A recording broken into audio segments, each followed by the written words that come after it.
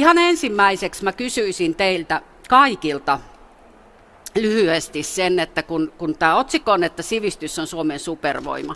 Mikä sivistykseksi laskettava tekijä teissä on teidän supervoimanne? Onko se niin kuin viinien luokittelu vai kielitaito vai mikä se on? Että mikä olisi se teidän supervoima sivistyksessä? Jos Mika Aaltola aloitatte. Joo, kiitos. Oikein hyvä kysymys. Tietysti rauha on sivistyksen se keskeisin mitta, sota on sen sairaus. Mutta mikä teissä itsessänne on sivistyneenä ihmisenä se supervoima? Kyllä, ehkä se on se, mitä isäni aina sanoi, että tukee ja tekee niitä tietoihin ja taitoihin liittyviä asioita. Ne on köyhän parasta valuuttaa, niitä kukaan ei sulta Mika voi viedä pois. Eli koko elämä on mennyt siis oppimisessa, tutkimuksessa ja siihen liittyvässä relevantissa politiikkaneuvojen antamisessa. Eli se on varmaan se, minkä näen omaksi voimakseni, joka minut varmaan tähän on tuonut tähän pisteeseen näiden hyvien kollegojen kanssa. Entäs Li Anders?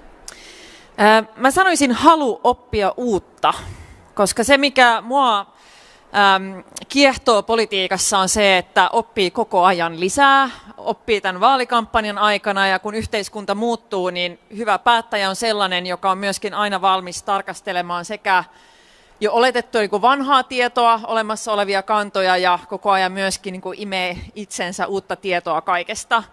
Ja se on ehkä sellainen puoli päättäjän työstä myöskin, joka näkyy kaikista vähiten ulospäin. Kaikki kuvittelee, että me vaan tullaan jonnekin ja puhutaan ja kirjoitetaan, että se on koko ajan vaan sellaista ulospäin suuntautuvaa viestintää.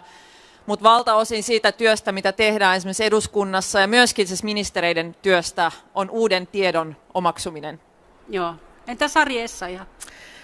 Kyllä se on aika lailla samaa, mitä tuo Li sanoi, mutta ehkä sen pontimena on ollut rakkaus lukemiseen. Ja se on lähtenyt ihan sieltä pienestä lapsesta lähtien. Ja mulle niin kuin kirjat ja lukeminen on ollut se, joka on avannut juurikin sen mahdollisuuden oppia kaikkia uutta. Ja kyllä se on kantanut, niin kuin tänäkin päivänä se on edelleenkin minun rakas harrastus. Ja tietenkin tässä työssä joka päivä tulee paljon uutta eteen ja paljon luettavaa ja se, että se lukemisen kautta niin kuin avautuu niin paljon uusia maailmoja ja mahdollisuuksia. Hyvä. Pekka Haavisto.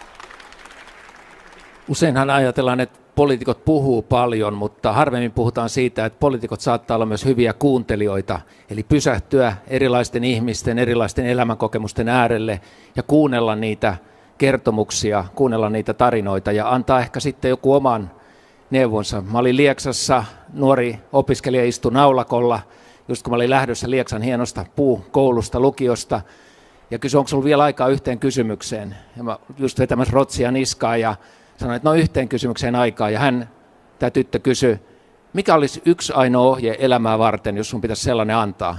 Niin kuin jähmetyin siihen naulakolle, ja jostain tuolta takaraivosta tuli, että kulje kohti omia unelmias, muuten sua myöhemmin kaduttaa.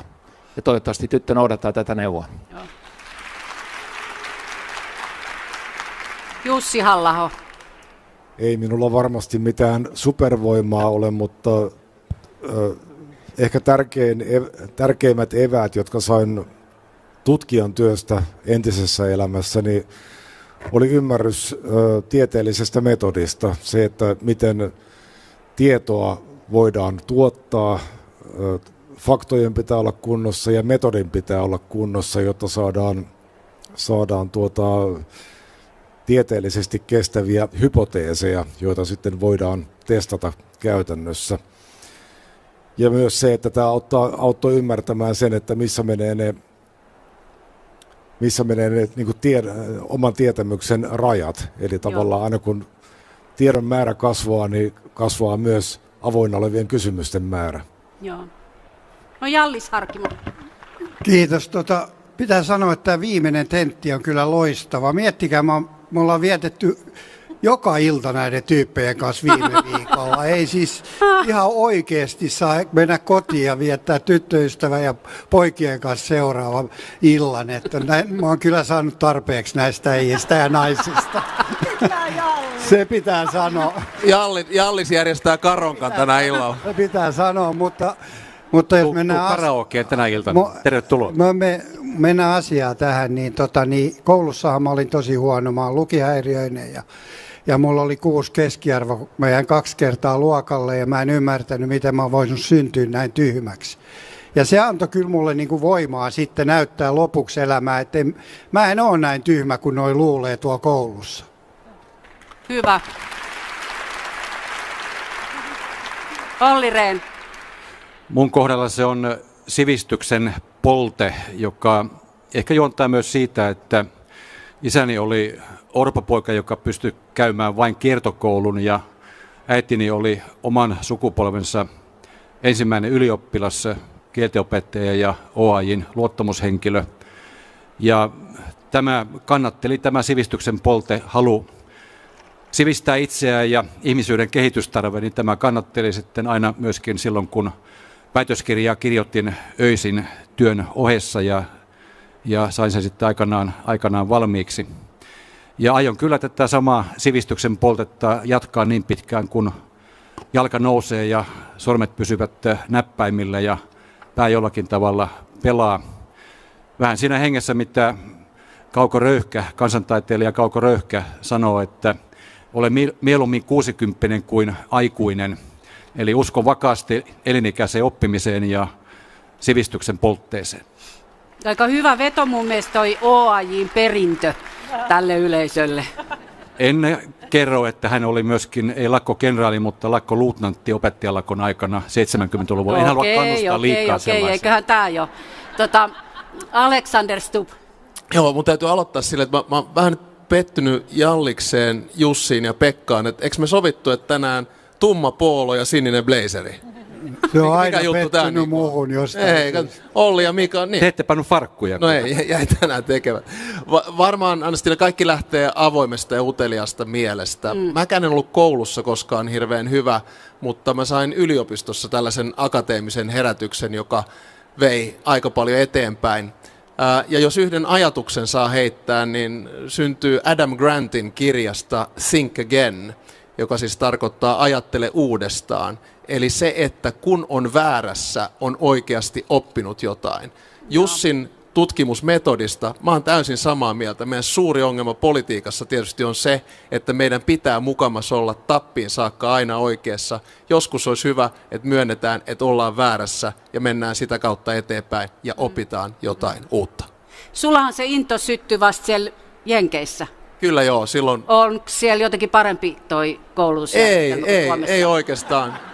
Ei oikeastaan, mutta se mistä mä tykkäsin siellä on liberal arts, joka tarkoittaa sitä, että sulla on 32 kurssia sun kandia varten ja ainoastaan niistä 12 on sun pääainetta. Kaikki muu menee niin sanotusti laajalla pensselillä ja siellä esimerkiksi oppi Aristotelelta sen, että ei ole mitään jalompaa ammattia kuin nuoren opettaminen.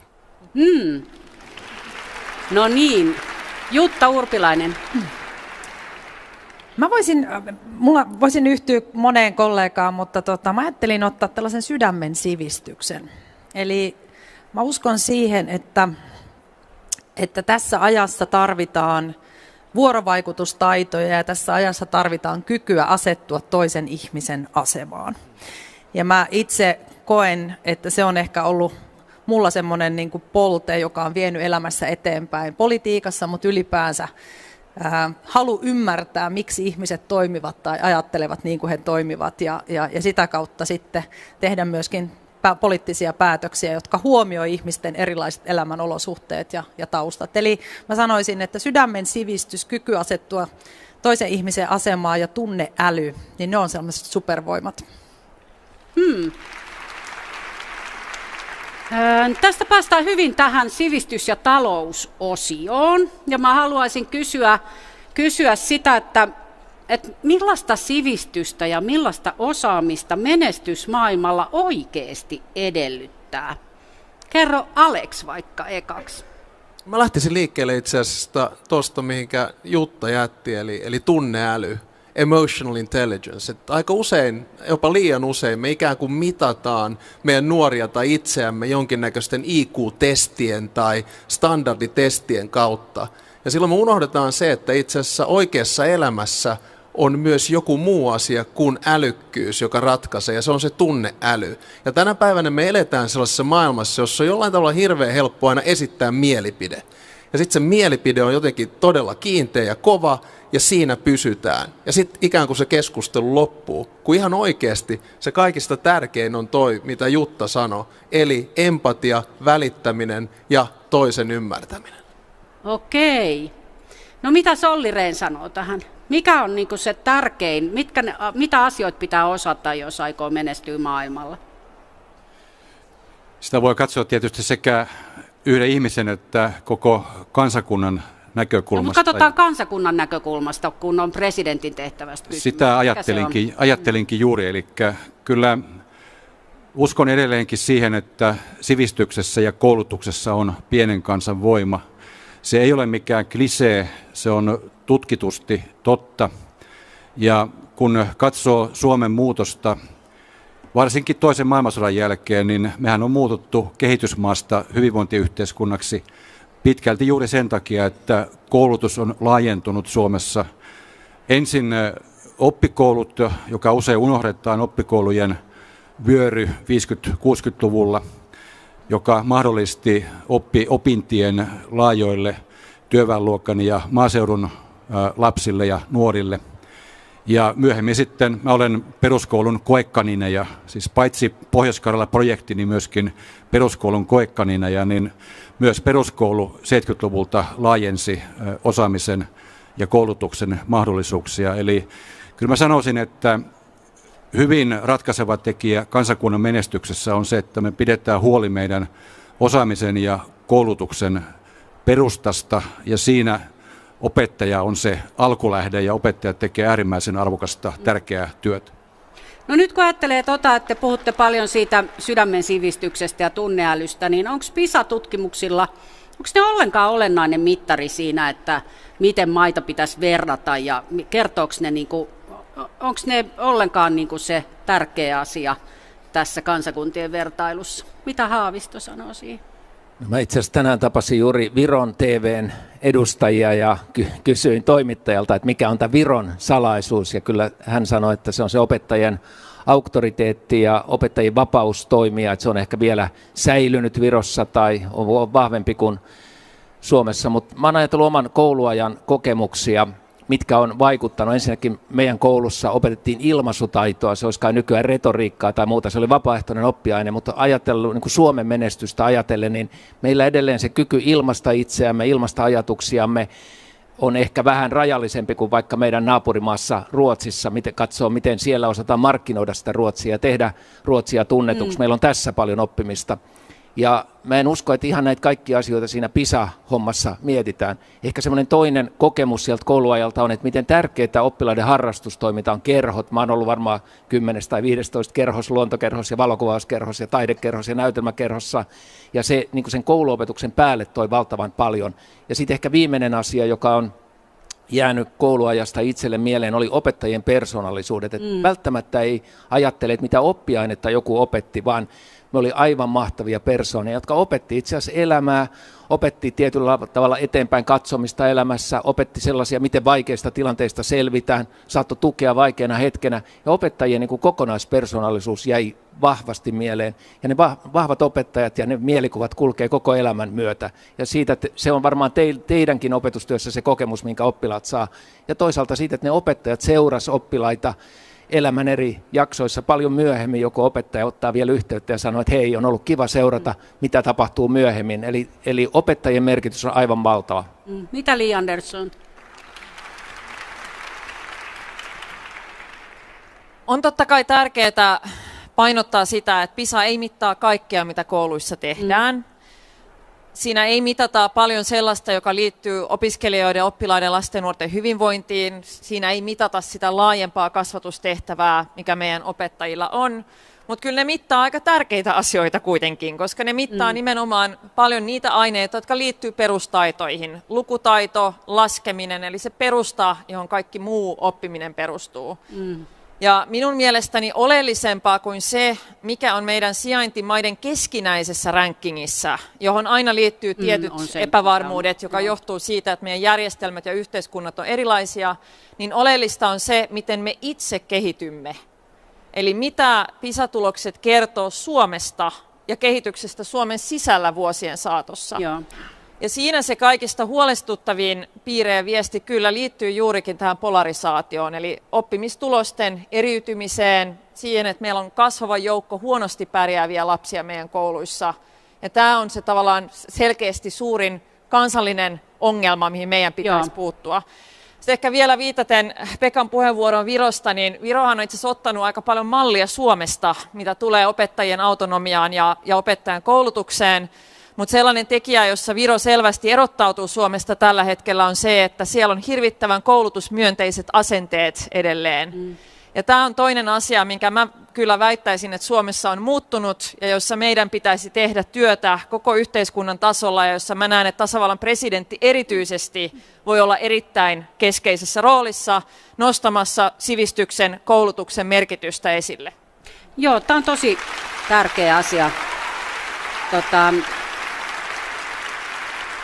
Mennään siihen ihan kohta enemmän vielä, tuohon turvallisuusaspektiin, mutta mä haluaisin kysyä sitä, että kun usein unohdetaan ammattikoulut, niin mua kiinnostaisi myös se, että mihin meidän tavallaan, jos ajatellaan tätä taloutta, kansantaloutta, niin mihin meidän pitäisi sijoittaa, että onko se huippuyksiköt ja humanismi ja tunneäly vai onko se ammattikoulut, joissa opitaan taitoja ja jotka nyt on niin kuin tosi isoissa paineissa, kun ajatellaan, että siellä on kymppiluokkalaiset teiniäidit ja sitten aikuiset akateemiset maahanmuuttajat samoissa ryhmissä hankkimassa ammattitaitoa itselleen, niin Jallis, kerro sä, että mikä se semmoisen ammatillisen osaamisen rooli meidän menestyksessä sun mielestä on? No se on tärkeä tietysti ja mä ottaisin Saksasta esimerkin. Saksasta jokainen yritys joutuu kuulumaan kauppakamariin siellä ja jokainen yritys joutuu palkkaamaan ammattikoululaisen töihin joksikin aikaa sinne. Eli ne saa sen käytännön taidon sieltä.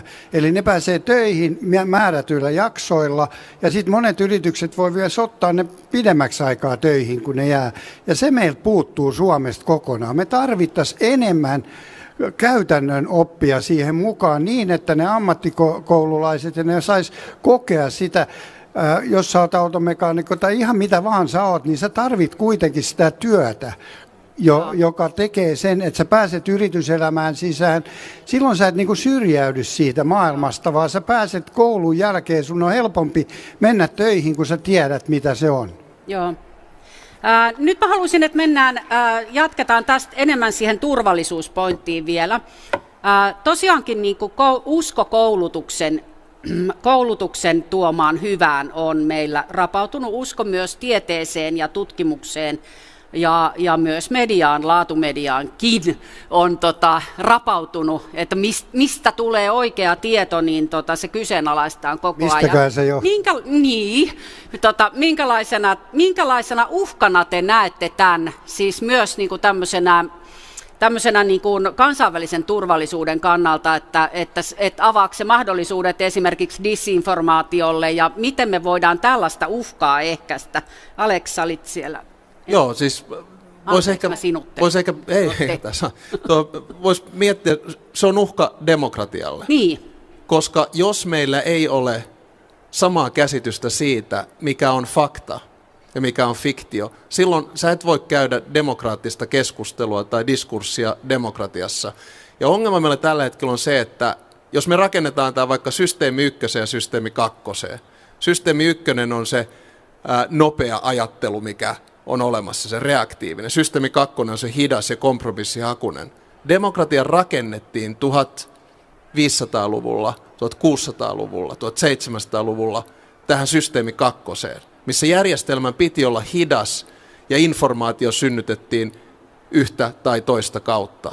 Mutta nyt me eletään siinä systeemi 1 maailmassa, jossa poliitikon aikaisemmin piti ehkä reagoida johonkin 3 kuukauden viiveellä, sitten 3 viikon viiveellä, sitten 3 päivän. Tälle? Meidän pitää jollain tavalla adoptoida nykyinen kommunikaatiojärjestelmä toimimaan tähän demokratiaan, koska tällä hetkellä se kommunikaatio tapahtuu liian nopeasti. Ja lisään vielä yhden pointin, mikä on ehkä suurin huolenaihe mulle, kun mietitään digitaalista demokratiaa tai digitaalista diktatuuria, ne on algoritmit, koska algoritmit käytännössä rajaa meidän omaa autonomiaa ajatella. Ja jos me ei löydetä tähän ratkaisua, niin silloin demokratia tulee edelleen olemaan haaste. Mitä Jussi Halla-aho sanoi tähän? Millä me estetään kaikenlaisten salaliittoteorioiden leviäminen?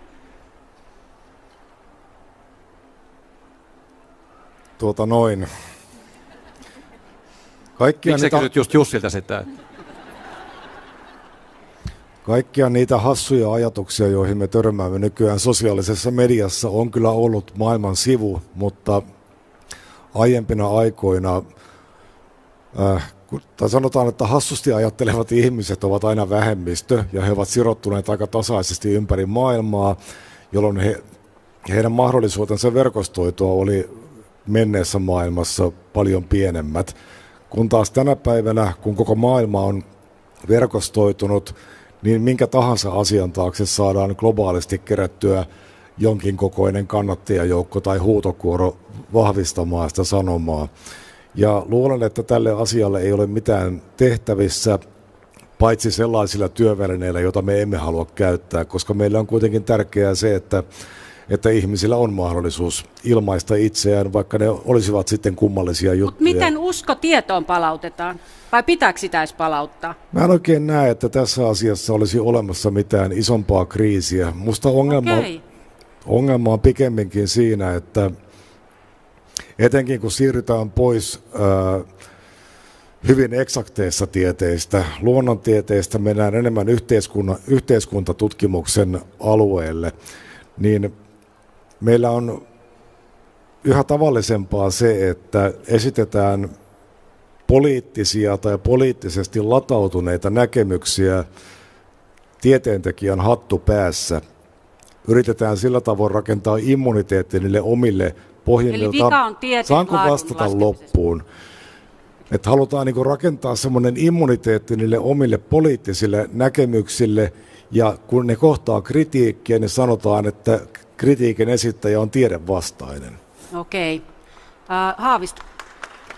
Mä ajattelen ehkä vähän toisin, että meistä jokainen voi nykyään olla tiedon tuottaja, ikään kuin muuttua tiedotusvälineeksi TikTokissa tai Instassa tai Facebookissa ja näin poispäin. Ja tämä tiedon tuottamisen vastuu ei ole kuitenkaan siirtynyt näille tuottajille. Jos ajattelee lehdistöä, niin on tietty vastuu kunnianloukkauksista ja tietty vastuu oikean tiedon levittämisestä. Ja tässä sosiaalisen median puolella tätä vastuuta ei lainkaan ole. Ja tässä meillä on aivan valtava kasvatustehtävä, mitä tarkoittaa, kun nuoret aikuiset on tiedon tuottajia ja pystyy sanomaan, mitä haluaa näissä välineissä. Suuri merkitys on algoritmeilla, joihin Alexander Stubb tässä viittasi, millaista tietoa algoritmit tukee, mutta me tarvitaan myöskin lainsäädäntöä, joka säätelee tätä. Ajatellaan nyt vaikka tätä kiusaamiskulttuuria, joka on tullut sosiaalisen median. Eihän me voida jatkaa tällä tavalla, että meillä on sosiaalinen media, jossa vapaasti voi julkaista videoita, nöyryytysvideoita vaikka toisista lapsista ja näin poispäin. Tämä on karannut käsistä ja tässä tarvitaan myöskin sääntelyä. Mennään siihen kiusaamiseen, että ensinnäkin mä haluaisin kysyä sitä, että onko kiusaaminen nyt oikea sana tälle henkiselle ja fyysiselle väkivallalle, jota koulussa tapahtuu? Tapahtuu tietysti työpaikoillakin, mutta nyt erityisesti tässä yhteydessä niin meidän kasvatuksen ja koulutuksen ja sivistyksen laitoksissa. Mitä sä, Jallis, sanot? Joo, kyllä. Tai keksitäänkö joku uusi sana sille? No väkivalta. No ei, kyllä se kiusaaminen on sitä, koska ei se ole väkivaltaa kaikki. Se on, henkistä se on se on psyykkistä väkivaltaa ja se on kaikkea, mitä siinä välillä tulee. Ja se ei tarvitse olla edes psyykkistä tai henkistä väkivaltaa. Se voi olla, että joku jätetään vaan ulos eikä puhuta edes sen kanssa.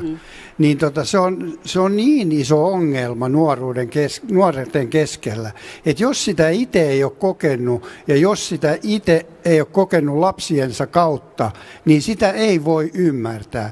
Ja jos nämä kiusaajat ymmärtäisivät sen, kuinka paljon pahaa ne tekee, niin silloin ei varmaan sitä tekisi. ihmisethän kuvittelee, että kun sua on kiusattu koulusta, niin sitten kun sä lopetat sen koulun, niin sitten se kiusaaminen on ohi. Ei se toimi niin. Mulla on päässä vieläkin se äijä, joka kiusasi mua. Mä tiedän ihan tarkkaan, minkälainen takki sillä oli päällä, minkälaiset housut, minkälaiset kengät sillä oli päällä. Mä muistan sen ja siitä on 55 vuotta. No nyt mä kysyn, kyllä tämä on vakava asia. Käsi pystyyn, jos olette samaa mieltä, kyllä. Pitäisikö valtio maksaa korvauksia niille, jotka on menettänyt työkykynsä koulukiusaamisen takia? Tai ainakin esittää anteeksi pyyntö? Ei niillä olisi niin paljon rahaa, mulla menisi aika paljon jo. Pitäisikö esittää anteeksi pyyntö tai pahoitella tai maksaa korvauksia niille, jotka on käsi pystyyn, jos olette samaa mieltä?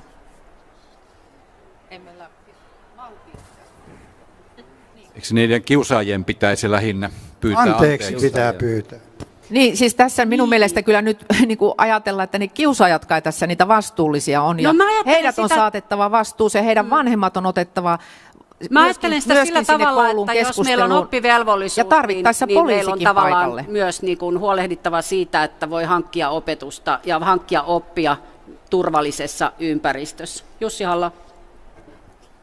Niin, aivan niin kuin Jallis tuossa äsken sanoi, niin ei kiusaamiselle sinänsä tarvitse mitään uutta nimeä keksiä. Kiusaamisen piiriin mahtuu monenlaisia asioita, sellaisia, jotka ovat puhtaasti rikollisia, kuten väkivalta, mutta myös sellaista, mitä kaikenlaista ikävää ulossulkemista, nimittelyä, pilkantekoa, eristämistä, jota tapahtuu myös aikuisten maailmassa.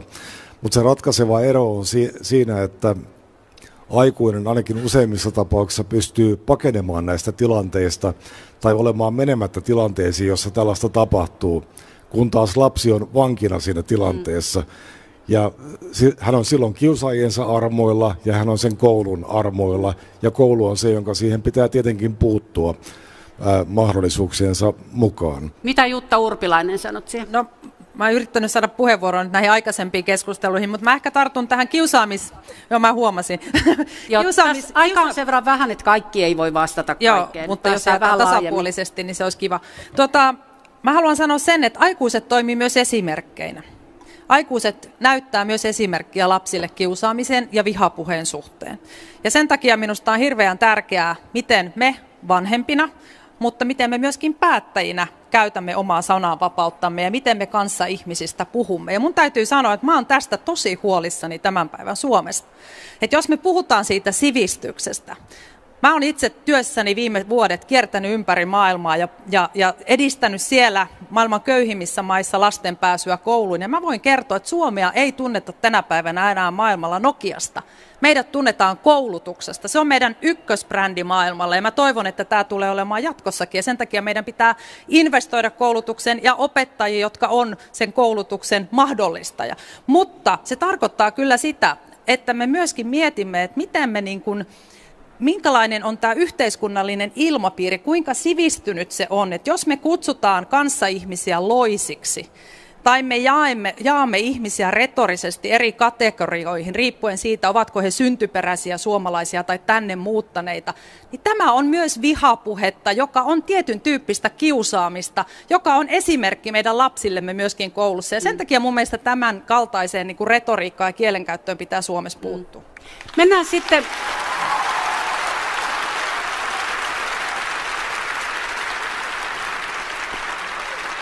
tähän turvallisuuteen. Hyvä jatkumo tästä on sivistys ja tasa-arvo. Se, että miten yhteiskunnan kahtiajakautuminen ja sen uhka siitä, että se pahenee, niin jos ajatellaan koulutuksen suhteen, niin meillä on meneillään alueellinen kahtiajako ja sitten meillä on meneillään kaupungeissa, kaupunkien lähiöissä kahtiajako. Miten iso uhka ja ongelma tämä kahtiajako on? Miten me ylipäätään turvataan suomalaisten hyvä koulutus koko Suomessa? Sari Essayah.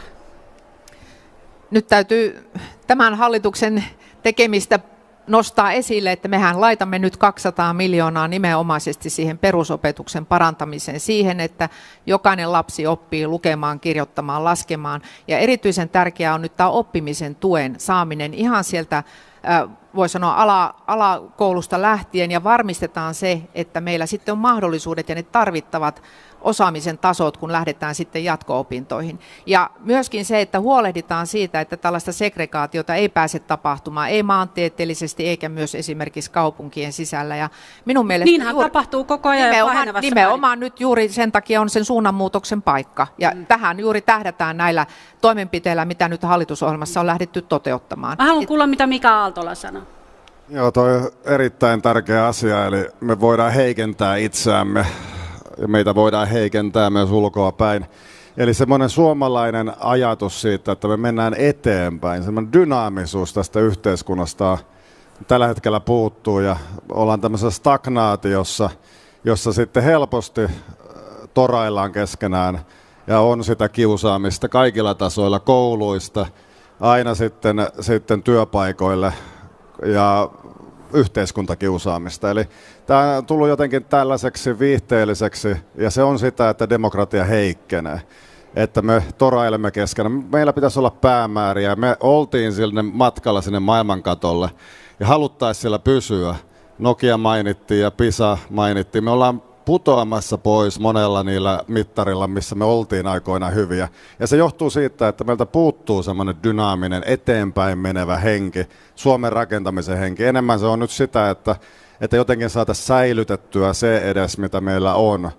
Ja tässä tarvitaan sitä johtamista, tässä tarvitaan niin kuin visioita tulevaisuudesta, näkökulmia siitä, että miten tässä maassa, jossa syntyy vähiten lapsia, koko itsenäisyyden aikana, niin pidettäisiin edes heistä huolta ja heistä, jotka sitten toimiopettajina ja koulutetaan koulutuksessa mukana, että heidän rooliaan arvostettaisiin.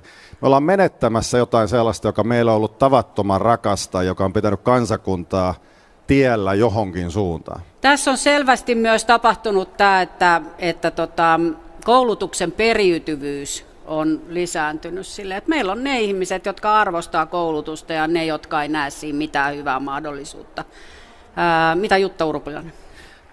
Mä näen, että oikeastaan mä näen niin, että kun kukaan meistä ei ole valinnut sitä lähtökohtaa, mitkä me elämälle saadaan, eikä sitä perhettä, mihin me synnytään, niin koko tämän hyvinvointiyhteiskunnan idea on se, että se syntyperä ja lähtökohta ei määritä, mitä meistä voi tulla ja minkälaiseksi meidän elämä voi muodostua. Ja siinähän koulutuksella ja perusopetuksella on valtavan iso rooli, koska sen kautta kaikki kulkevat.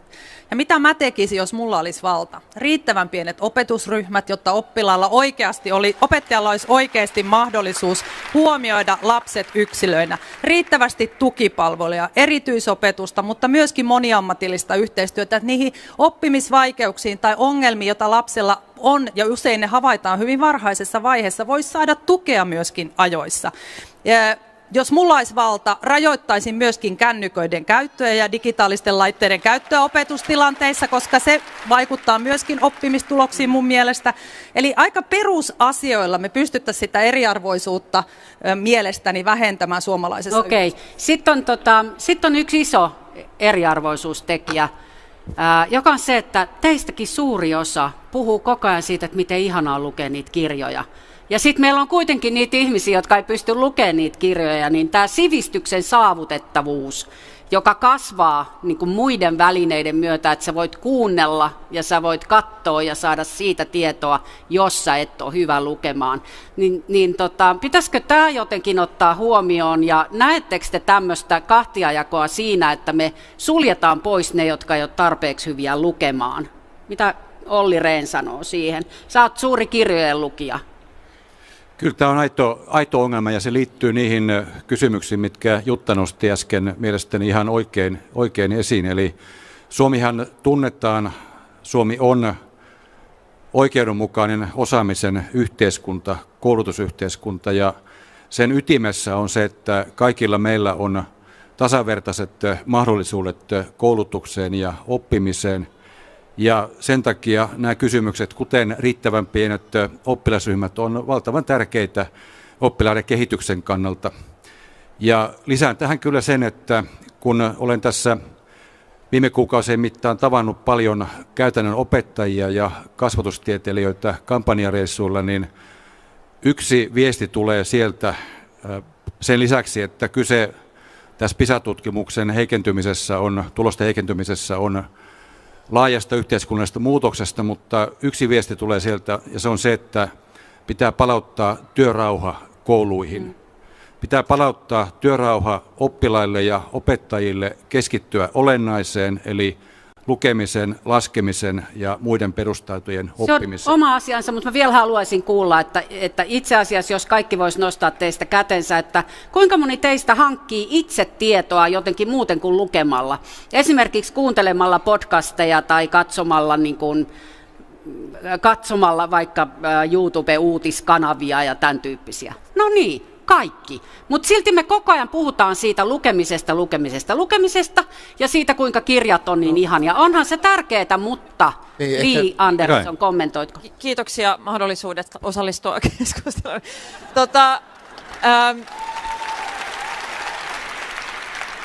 Minun mielestäni tehdään iso virhe ihan asennetasolla, jos lähdetään siitä, että meillä on niitä heikkoja lukijoita ja heille pitää olla jotain muuta.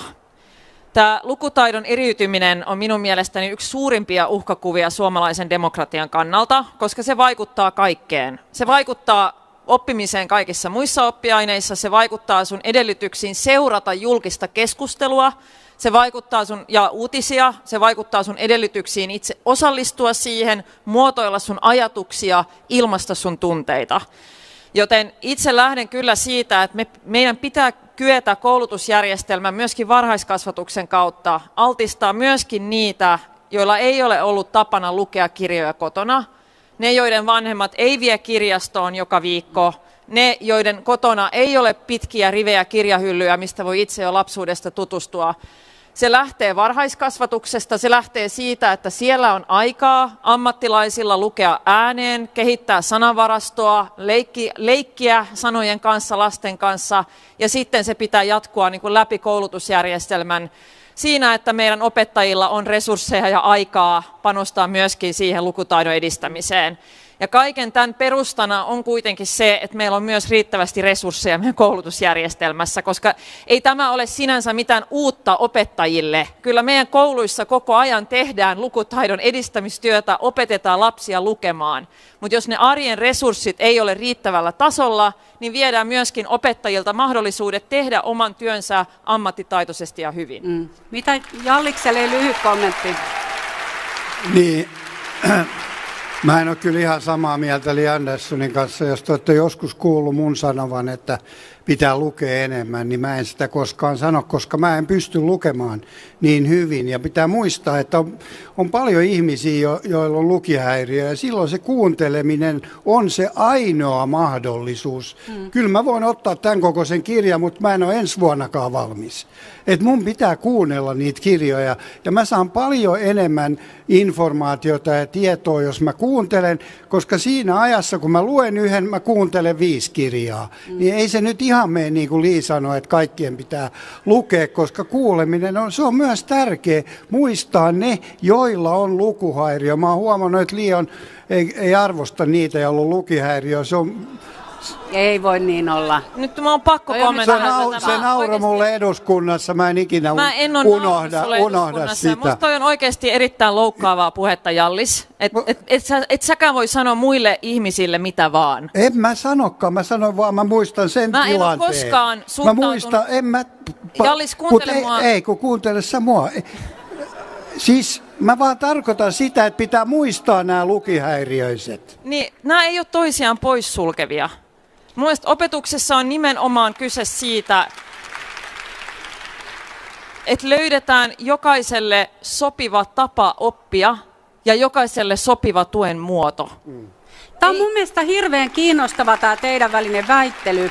Ja sen takia en keskeyttänyt sitä, koska me nähdään, että miten tosi vaikeaa on olla loukkaamatta toisia ihmisiä. Niin se on varmaan se, että mä otan sen vähän liian tosissaan, kun mulla on ollut aika vaikeat sen asian. Se osuu niin kuin tosi haavoittuviin kohtiin varmaan. Ja niin on loppuelämän ajan erilaisissa tehtävissä, jopa presidenteillä, jopa niin kuin maailman huippujohtajilla on herkät kohtansa. Tästä mä menisinkin itse asiassa, mä otan sittenkin tämän kysymyksen, joka liittyy työmarkkinatilanteeseen. Mutta Mä kysyn sitä, ja mä kysyn tätä tietenkin tahallaan Alexander Stubbilta, että milloin työmarkkinatilanne tai hallituksen toimet on sillä tavalla esimerkiksi kansan luottamusta ja yhtenäisyyttä repivää, että presidentin olisi siihen puututtava. Tuleeko siinä jossain kohti sellainen, että nyt että jos sivistykseen kuuluu, että kuunnellaan toinen toista, ja jos alkaa käydä niin, että kansan yhtenäisyys repeää, kahtiajakautuminen kasvaa, ja me ollaan kaduilla, niin milloin siitä tulee presidentin asia? No, tulee mieleen ehkä 2 sellaista tilannetta, koska me ollaan koulutuspaneelissa. Yksi niistä on huoltovarmuus, eli siinä vaiheessa, kun Suomen huoltovarmuus lähtisi jollain tavalla järkkymään, niin voisin kuvitella, että tasavallan presidentti puuttuisi asiaan.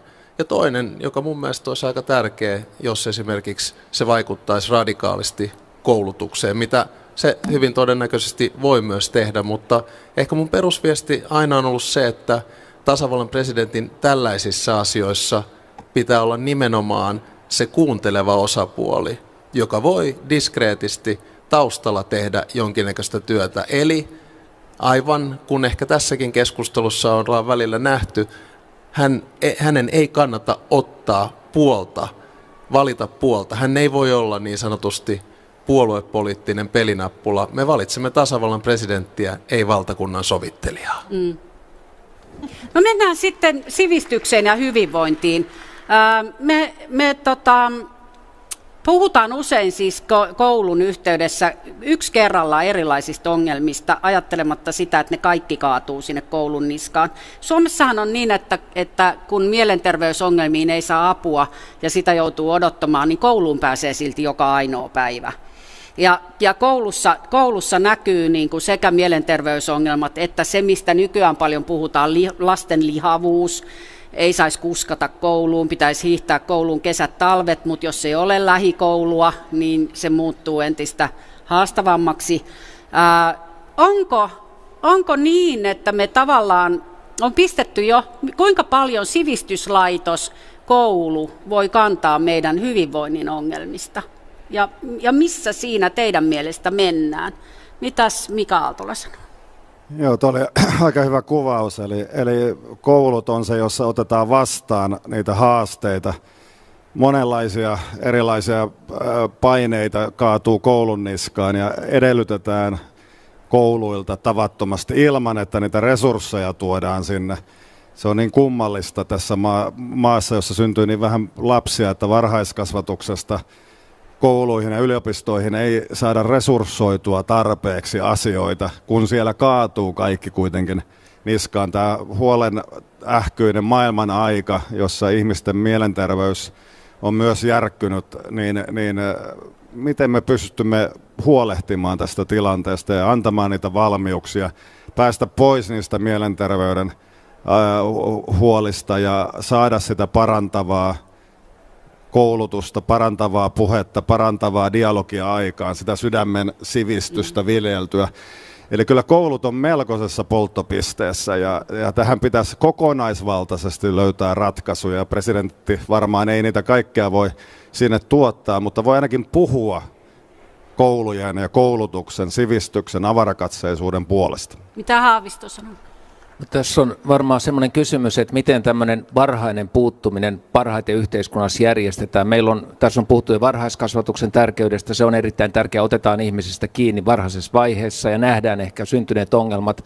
Mutta sitten eriarvoistumiskehityksen osalta koulupudokkuus, kaikki nämä ongelmat, niin mä oon tavannut pyöreän pöydän ympärillä opettajia, lähiönuoria, kokemusasiantuntijoita kouluvaikeuksista, erilaista nuorten kanssa työtä tekevien ihmisten mukaan lukee aseman lapset ja poliisi ja sosiaaliviranomaiset ja muuta. Pidetään tämmöisiä keskusteluja ja yleinen, kun eduskunnassa puhutaan siitä, että jonkun nuoren tie on mennyt hakoteille, niin eduskunnasta löytyy usein 2 vastausta. Lisää poliiseja ja kovempia rangaistuksia. Ja sitten kun istuu tämmöisen porukan kanssa, niin melkein kaikki sanoo, että mehän nähdään jo, milloin ihmisen elämä alkaa mennä sivuraiteelle.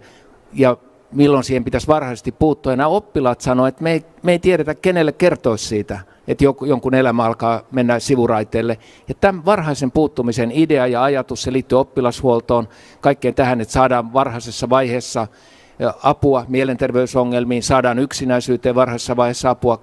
Kaikille tälle pitäisi herkistöä. Ja koulussa varmaan nämä ongelmat nähdään, te opettajat näette ne, mutta varmaan törmäätte sen samaan ongelmaan, että ei ole resursseja, jotka puuttuisi tähän. Ja samaa mieltä Mika Aaltolan kanssa, että kun me puhutaan sitä, että syntyvyyttä pitäisi lisätä, mutta otetaanko me tarpeeksi huolta kaikista niistä, jotka on jo syntyneet tänne, otetaanko me tarpeeksi huolta lapsista ja nuorista, ja uskon, että tässä voisi tulla suuri asennemuutos Suomessa. Tarvitaan suuri asennemuutos ja tarvitaan niitä oppilashuollonkin resursseja.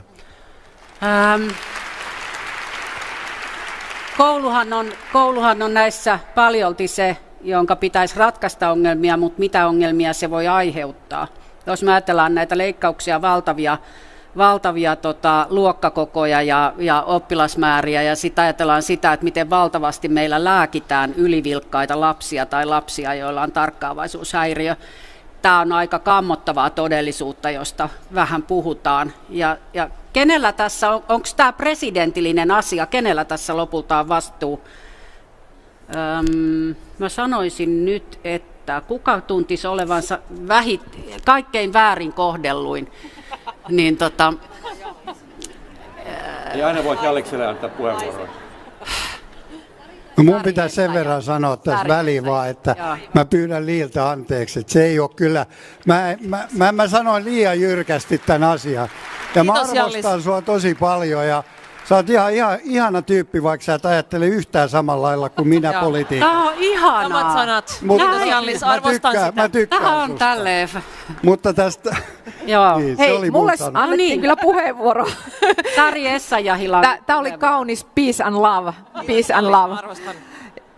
Joo, eli kyllä mä ajattelen niin, että tämmöisessä tilanteessa Jutta toi tämän ihan perusasian, eli tarpeeksi pienet opetusryhmät, ja ajattelisin, että myöskin se, että siellä se oppimisen tuki on paikalla, tarvittaessa kouluavustaja erityistarpeisia lapsia varten paikalla, jolloin niin kuin jokaiselle lapselle voidaan antaa sitä yksilöllistä huomiota ja myöskin nähdä siellä luokassa, että jos siellä on jollakin niitä kiusaamisia, joku on ilman kaveria koko ajan, että opitaan tuntemaan hyvin ne omat oppilaat ja myöskin heidän taustansa. Ja kyllä mä tässä niin kuin ajattelen, että kun jokaisen lapsen pitäisi saada kokea niin kuin se onnistumisen elämys siellä koulupäivän aikana. On semmoinen vanha sanonta, että hyvä kasvatus, että se antaa haasteita päälle, kädelle ja sydämelle.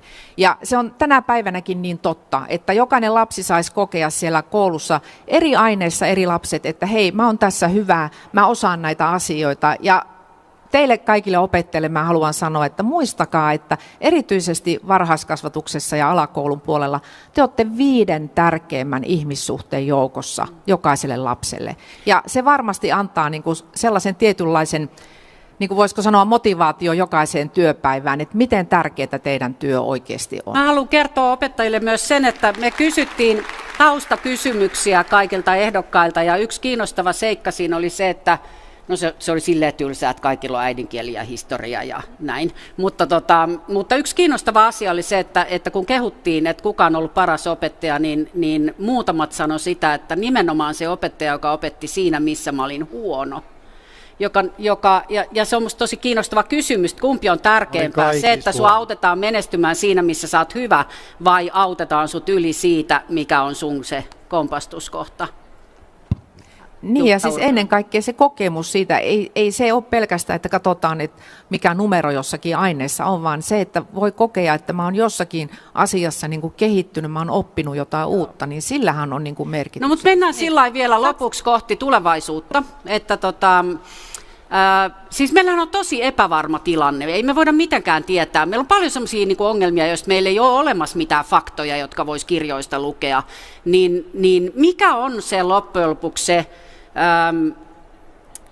mitä meidän silloin pitäisi opettaa? Millä selvitään sellaisesta tilanteesta, joka on epävarma? Ja toinen tähän liittyvä asia, että korostetaanko me liikaa sitä, että on hienoa, kun niin kuin saa jo tosi varhaisessa vaiheessa itse valita, mitä opiskelee ja mihin suuntautuu. Pitäisikö meillä olla tiukempi yhtenäinen porukka, joka tukee sitten kohti sitä tulevaisuutta? Mä antaisin nyt kyllä Aleksille puheenvuoron. Joo, kiitos. Mä lähtisin ehkä ensin siitä ajatuksesta, että nykyään nuoret, heidän elinien odote on yli 100 vuotta, joka tarkoittaa sitä, että he tulevat elämään huomattavasti erilaisen elämän kuin me. Eli me olemme tottuneet ajatukseen, että opiskele, tee töitä ja eläköidy. Kun nykyään nuoret joutuvat varmasti miettimään sitä enemmän sitä kautta, että opiskele, tee töitä, opiskele lisää, tee töitä, opiskele lisää ja en ole ihan varma eläkkeestä. Mutta peruspointti on se, että tämä tarkoittaa sitä, että pitää jatkuvasti oppia jotain uutta. Toinen huomio on se, että ne instrumentit, joilla me opitaan, josta nyt tässä aikaisemmin puhuttiin, lukeminen ja niin edespäin, ne muuttuu koko ajan. Otetaan esimerkkinä ChatGPT. Meillä on Firenzessä proffana Bengt Holmström, meidän talousnobelisti. Hän tuli keväällä opettamaan ja sanoi, että kuule Alex, mä en aio antaa meidän oppilaille sellaista perinteistä koetta. Sitten mä sanoin, mikset? No kun on tämä ChatGPT, että ne varmaan sitten vaan niin kun käyttää sitä. Sitten no mitä sä sitä aiot tehdä? No, mä pyydän, että ne esittää kysymyksen ChatGPTille ja korjaa sen vastauksen. Eli mun peruspointti on se, että me joudutaan koko ajan käyttämään erilaisia instrumentteja ja ottaa uusia tapoja oppia. Ja koska mä tiedän, että tämä on mun viimeinen puheenvuoro, saanko antaa yhden ehdotuksen? 1 + 1 + 1. Eli lue päivässä tunti kirjaa, liiku tunti ja käytä somea vaan tunti. Sillä pääsee aika pitkälle. Okei. Mitäs sitten tulevaisuudessa myös monikulttuurisuus tulee lisääntymään Länsimäessä, Helsingin Länsimäessä meillä on jo nuorista ikäluokista 85% on vieraskielisestä taustasta. Niin mitä me sitten se otetaan huomioon, että meillä on hyvin erilaisista todellisuuksista tulevia ihmisiä, erikielisiä ihmisiä, että miten me taataan se, että me ylipäätään meillä on sama käsitys todellisuudesta? Haavisto. No voisi ajatella niin, että Yhdysvalloissa, jos sinne tulee maahanmuuttaja, niin 5 vuodessa hän on amerikkalainen ja häneen suhtaudutaan kuin amerikkalaiseen. Kun mä puhun maahanmuuttajanuorten kanssa, niin he kysyvät, että anteeksi, mutta kuinka monta sukupolvea me ollaan maahanmuuttajat? Me on synnytty Suomessa ja kohta tulee sukupolvi, jonka vanhemmatkin on syntynyt Suomessa ja me aina vaan puhutaan maahanmuuttajista ja maahanmuuttajista. Ja musta meidän täytyy muuttaa asenne suomalaisina, että tänne voi tulla uussuomalaisena monesta maasta ja tehdä elämäntyönsä ja opiskella ja muuttua suomalaiseksi. Mä olin eilen podcastissa, jota pitää 2 tämmöistä nuorta kaveria, Molly Bros, toinen taitaa olla somalitaustainen, toinen kongolaistaustainen. Ja jotenkin siinä podcastin kuluessa aloin tuntea mieletöntä ylpeyttä, että tällaiset maahanmuuttajanuoret pyörittää omaa podcastia. Ja mä kysyin, että mikä on saanut teidät niinku uskomaan itseenne. Ja heidän salaisuus oli, että opettaja, joka näki heidän kykynsä, sai heidät pysymään koulussa, sai heidät tekemään uusia asioita, rohkaisi heitä koko ajan. Että kouluilla ja opettajilla on tässä aivan mielettömän suuri merkitys. Sitten Olli Rehnivuon. Tämän kampanjan aikana antoisimpia kokemuksia on olleet tapaamiset erilaisten maahanmuuttajayhteisöjen kanssa tai uussuomalaisten yhteisöjen kanssa. Ja kun esimerkiksi olin luokanopettajana, sijaisopettajana luokan edessä ohjelmassa Vuosaaressa, itäisessä Helsingissä, niin meillä oli luokassa monia ensimmäisen polven suomalaisia ja he olivat täysin mukana siinä oppimisessa ja siinä keskustelussa ja en ainakaan itse huomannut mitään eroa heidän ja muiden suomalaisten välillä. Ja tämä on sillä tavalla tärkeä asia, että tasavallan presidentin tehtävänä on sanoittaa ja valmistaa Suomea onnistuneella tavalla siihen monimuotoisempaan Suomeen, joka Suomi tulee olemaan 6 tai 12 vuoden päästä.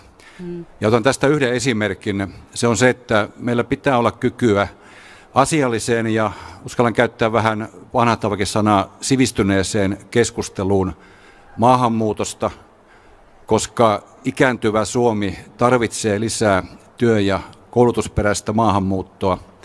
Me tarvitsemme lisää osaavaa työvoimaa, inhimillistä pääomaa ja se on ihan välttämättömyys, että me kyetään tästä asiasta puhumaan asiallisesti ja maltillisesti. Ja siinä tarvitaan myöskin yhteistyötä yritysten ja oppilaitosten välillä. Meidän aika alkaa loppua. Mä ylätän Alexander Stubbin niin, että hän saa vielä päästä ääneen.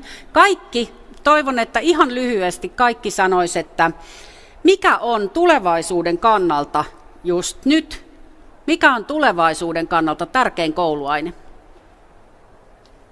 Mika Aaltola.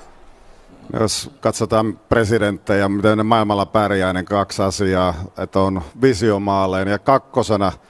tulee se, että on historiallinen perspektiivi asioihin, että me osataan asetella tämän päivän, tämän ajan tapahtumat historian isoon kaareen ja sitä kautta sanoisin, että kyllä se historia ainakin itselle on ollut semmoinen opettavaisen oppiaine. Okei, Li Andersson.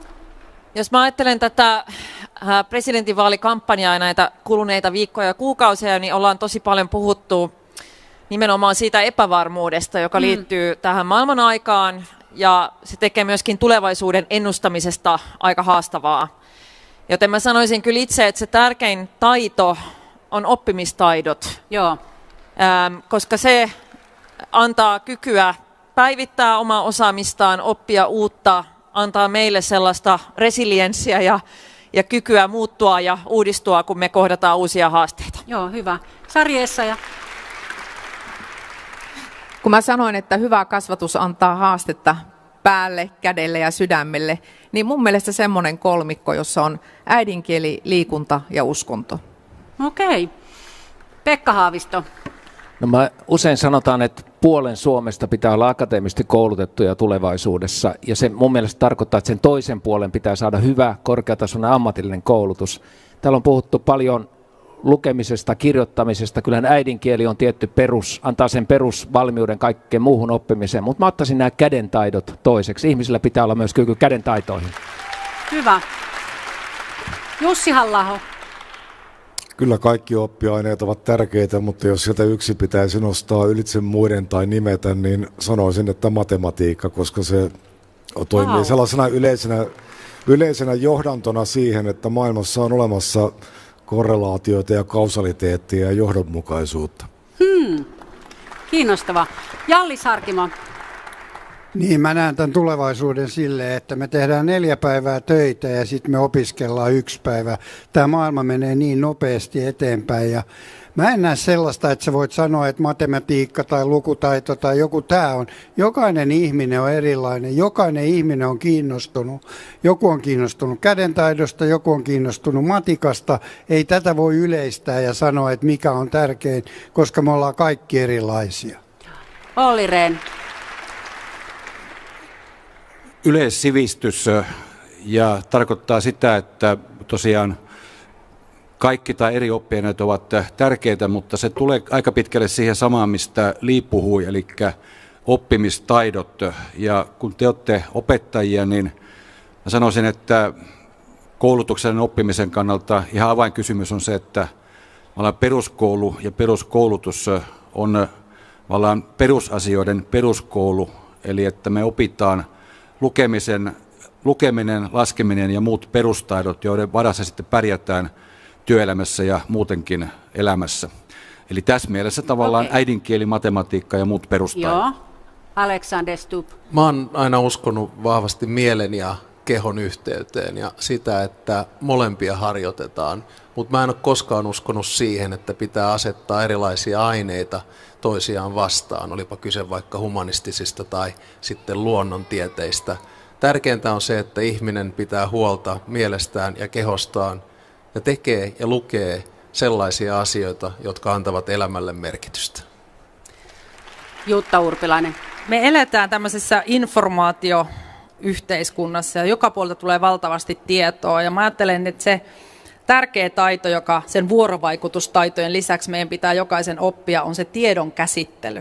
Me osataan niin kuin käsitellä tietoa ja jalostaa sitä ja erottaa myöskin oikea tieto väärästä. Eli puhutaan ehkä jonkinlaisesta medialukutaidosta. Väitän, että sen rooli korostuu. Mun on pakko tähän loppuun sanoa, että kun en saanut siihen aikaisempaa keskustelun puheenvuoroon, niin jollain lailla mä oon ton Ollin kanssa samaa mieltä, että suomalaisessa koulukeskustelussa pitäisi palata aika perusasioihin. Siihen, että opettaja on opettaja, hän ei ole poliisi, sosiaalityöntekijä, koulukuraattori, terveydenhoitaja. Hän keskittyy opettamiseen ja sitten siellä on ympärillä moniammatillinen yhteistyö, jossa on sitten toivottavasti entistä enemmän koulupsykologeja, terveydenhoitajia, erityisopettajia ja myöskin niitä koulukuraattoreita. Että se ajatus, että niin kuin opettaja pystyisi hoitaa kaiken maailman asiat entistä kasvavammassa opetusryhmässä, niin on mun mielestä täysin epärealistinen. Ja mä uskon, että jos me tämä oivalletaan, annetaan riittävät resurssit, niin Suomi kukoistaa tulevaisuudessa. Selvä.